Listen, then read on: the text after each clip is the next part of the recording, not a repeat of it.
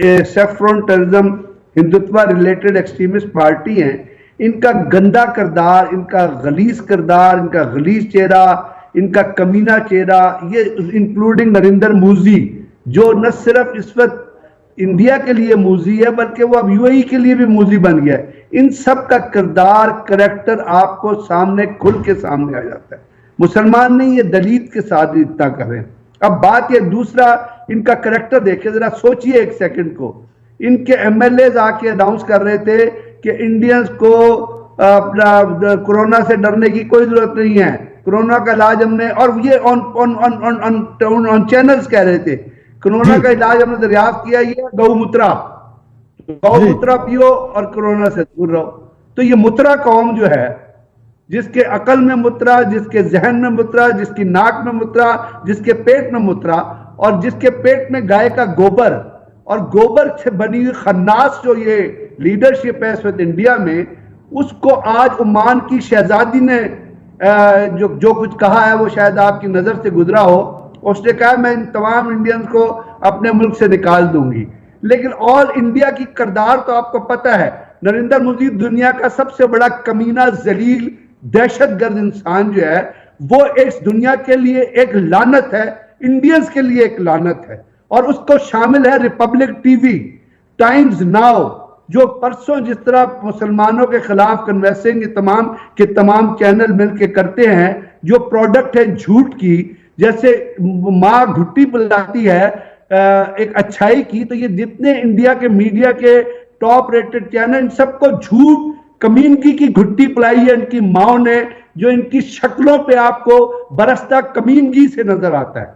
अब यहां पे तक कौम जो ताल्लुक था वो तो इंडिया के मुसलमानों से था। जो कुछ ये यूएई के बारे में या बाकी लोगों के बारे में कह रहे हैं, तो मेरा तो ये ख्याल है कि I should say that, but I would say that कि ये वो लोग डिजर्व करते हैं ये चीजें, क्योंकि जिस तरह उन्होंने कश्मीर के लॉकडाउन में इंडिया के पीठ के ऊपर थपकी दी है, जिस तरह उन्होंने पहले जमाने में इंडिया के साथ सिर्फ इस वजह से कि वहां पे फिल्में बनती है, सिर्फ इस वजह कि वहां पे सोशल अट्रैक्शन बहुत है, सिर्फ इस वजह से कि वहां पे एक्ट्रेसेस बहुत हैं, तो इसलिए जो कुछ उनके वहां पे कनेक्शन रहे हैं और उन शहजादों के जो कनेक्शन रहे हैं, उसमें सिर्फ इकोनॉमी शामिल नहीं थी, उसमें बहुत सारी जाती जो चीजें हैं, जाती इंटरेस्ट भी शामिल थे। तो आज जो कुछ वो कह रहे हैं, तो काश उनको ये सोच आ जाए कि ये जो इंडिया के अंदर जो ये पटेल और उसके बाद आरएसएस जो 1928 में बनी थी और जिसने कहा था कि इंडिया में या दुनिया में सिर्फ हिंदू रहेंगे, और उनको अब उनके मुंह पे जो थप्पड़ पड़ा है, तो इस वक्त सोचने की जरूरत यह है कि दुनिया तो यार एक वबा से लड़ रही है। दुनिया में हर जगह आप देखिए, अगर कल आपने जर्मनी की चांसलर की स्पीच सुनी हो, किस तरह वो अपने इक़दामात का जिक्र कर रही थी और उनको एक दुख था कि लोग किस तरह उनके मुल्क में इफेक्ट हो रहे हैं। आप इटली देख लें, स्पेन देख लें, क्या क्या चीजें वहां पे हो रही है, लोग चीजों को कंट्रोल। ये एक सिर्फ मुल्क है भारत, जहां पे बीमारी के ऊपर या वबा को भी जो है वो अपनी जाती हिंदुत्व की, सेफ्रॉन टेररिज्म की कमीनगी जो है, जो उसकी जो गलाजत है सेफ्रॉन टेररिज्म की, जो ये बीजेपी के जहन में खन्नास भरा हुआ है, ये अभी भी उस चीज के लिए उसको इस्तेमाल कर रहे हैं। इनको अभी भी शर्म और हया नहीं है, इनकी कमीनगी इतनी हद तक गिर चुकी है। ये लीडरशिप नहीं होती रजी साहब, लीडरशिप विजन ही होती है।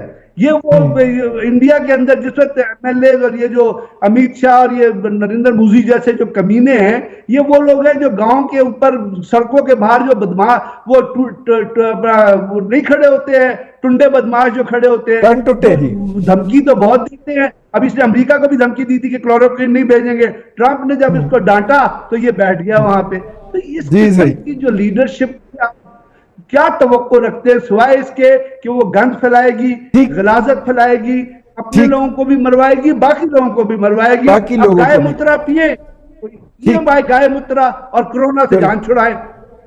अब भारत जो है, जिसका वो कहते हैं ना, हाथी के दांत खाने के और दिखाने के और, उनके जो दिखाने के दांत है वो सेकुलरिज्म वाले हैं और जो खाने के दांत है वो हिंदुइज्म वाले हैं। हाँ जी। अब वो हिंदुइज्म मकबूजा कश्मीर को क्या वो तो आज़ाद कश्मीर को भी हड़प करना चाहता है। उनके लिए वबा हो, उनके लिए अपने अंदर कोई मुल्की अनारकी हो, दाखिली मामला हो, खारजी मामला हो, हिंदू का गुस्सा जो कोरोना पे निकलना चाहिए वो भी कश्मीरियों पे निकलता है। इस मामले में मैं कहता हूं पाकिस्तान आर्मी जिंदाबाद, कभी उन्होंने हिंदू से अच्छी तवक्को नहीं रखी। बिल्कुल ठीक है भाई साहब, अफसोस की इसमें सिर्फ बात यह है, 2-3 बातें मैं आपको मोटी मोटी बताता हूँ कि भारत 72 साल से एक चूरन बेच रहा है।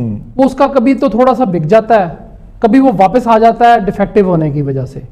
आप देखिए कि कश्मीरियों की जो आवाज़ है वो दबी दबी ज़्यादा, कभी कम, लेकिन वो कभी मरती नहीं है, किसी ना किसी फॉर्म में वो जिंदा रहती है। आपने जो क्वेश्चन मेरे से किया है, इंडिया से आप क्या एक्सपेक्ट कर सकते हैं कि इंडिया हमारा दोस्त है? मुमकिन नहीं है। इंडिया हमारा मुश्किल का साथी है? मुमकिन नहीं है। इंडिया से हम तजारत करेंगे, वो क्या हमें माफ़ी देगा? मुमकिन नहीं है।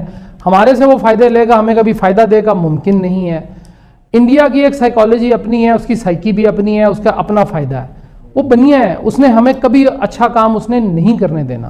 वो हमें आज तक तो पाकिस्तान के वजूद को तो उसने तस्लीम नहीं किया, वो हमें उनके लोगों को कैसे तस्लीम करेगा? वो बाउंड्रीज मानने को तैयार नहीं है। रोजाना आप LOC पे हम बात करते हैं, वो LOC को मानता ही नहीं है। वो कहता है जी LOC तो इसी तरह ही है, हमने तो पता नहीं कौन सा कमीशन था, उसमें ये हमारे साथ जाती होगी। आज भी पाकिस्तान के जो इलाके हैं भारतीय तसल्लुत में हैं, जिसमें मकबूजा कश्मीर भी एक है। फिरोजपुर हमारा है पंजाब के अंदर, पंजाब का बहुत सारा हिस्सा हमारा है, वो हमारे मिलना चाहिए था। मैं तो कहता हूं हैदराबाद, दक्कन, जूनागढ़ और मनाउदर बहुत सारा है। सिंध के साथ जो इलाके लगते हैं बहुत सारे उधर भी हैं। अब आपने बात की वहां पे करतारपुर साहब की, उसमें मसला ये था कि वो उनको हमें यानी हमारे जो इंजीनियर्स हैं उनको ये नजर आया कि ये गड़बड़ हो सकती है। उन्होंने उसको उतार के उसको लेबोरेटरी में चेक करने के लिए किया कि ये कहां से खराबी पैदा हुई, क्योंकि बाकी जो वहां पे स्ट्रक्चर है जाहिर है उसको भी देखना पड़ेगा। उसको उठा के उसको स्ट्रक्चरल उसकी स्टडी के लिए उसको उतारा गया कि अगर इसमें कोई दरार आ गई है या ये खराबी हो रही है तो क्यों हो रही है। उसके ऊपर जो है भारत ने, देखें भारत के आप अपने मंदिरों के जाके हाल देख लें, उनके बहुत बुरे हालात में उनके जो भगवान है वो रहते हैं। हमारे पास तो बहुत अच्छे हालात में बाबा गुरु ग्रंथ साहब रहती हैं जी।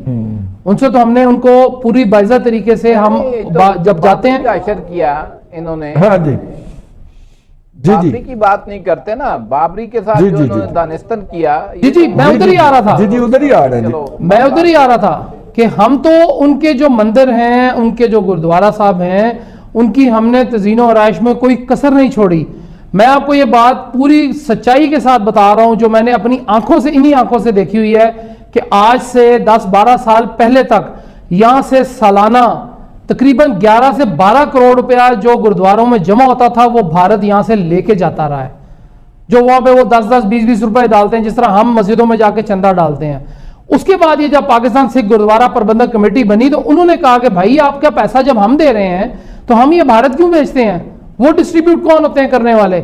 वहीं से ये लड़ाई शुरू हुई है। और उसके बाद से ये जी के गुरुद्वारे में उनकी जो ख्याल है जी मजहबी रसूमात का वो नहीं रखा जाता, मंदिरों में नहीं रखा जाता। मैं भी वहां पे गया हूं, मैं बहुत जाता हूं गुरुद्वारों में, मेरे बड़े सारे दोस्त हैं यहाँ पे भी, बाहर भी। मैं भी सर पे कपड़ा बांधता हूं या टोपी पहन के जाता हूं। हो सकता है मस्जिद में तो मैं नंगे सर चला जाऊं, लेकिन गुरुद्वारा साहब में या मंदिर में मैंने कभी नंगे सर मैंने वहां पे नहीं किया।